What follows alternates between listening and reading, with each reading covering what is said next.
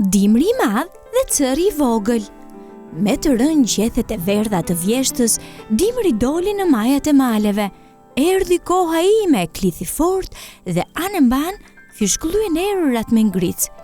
Tani unë nuk dua më lëvizje të qenieve të gjalla, as fluturime shpendësh, as cicërim zogjsh. Kështu, dimri nisi udhën e tij plot me erëra e suferin, me gjëmimeve të tima, me borë dhe acar. Ndërsa mbulonte malet me borë, në kodra e në fusha dërgonte re të zeza me shi.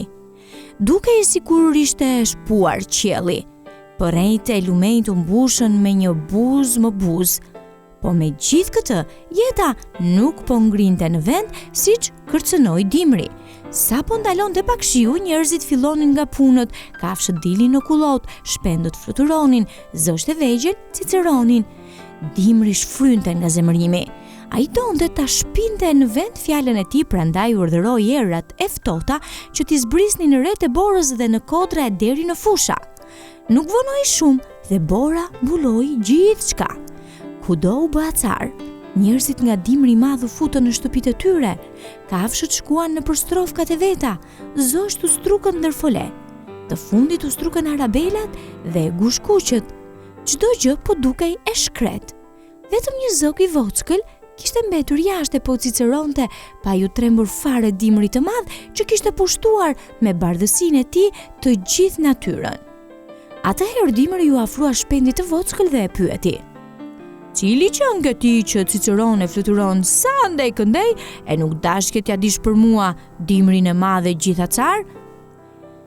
"Unë jam një mbret", ja ktheu zogu i vogël. "Ti na qen ke mbret?" i tha me habit dimri i madh. "Po si të quajnë ty?"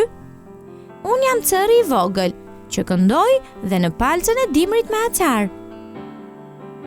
"E në ç'vend na mbretëro ke ti?"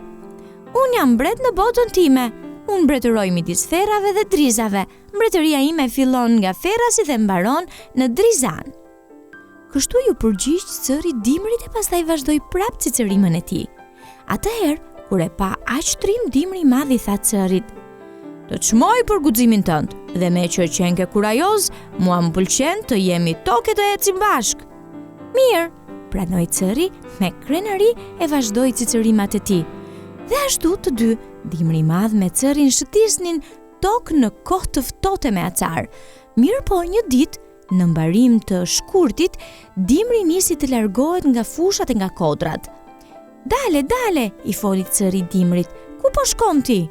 Pse po më lë vetëm? Si e patëm fjalën?" "Po iki se ka që pata kohën time", i tha dimri me një zë si gjëmim i largët. "Pse s'qëndroke dot më shumë? A se shes se po çelin bajamet? Le të çelin bajamet, po kjo do të thotë se po vjen pranvera. Ngrohet moti dhe mua më shkrini gjithë trupi që e kam prej bore me acar." Kështu, pas shumë stuhishe suferinash, dimri iku, kurse cëri i vogël ngeli trime i fort në mbretërinë e tij, midis gardhesh plot me ferra e driza.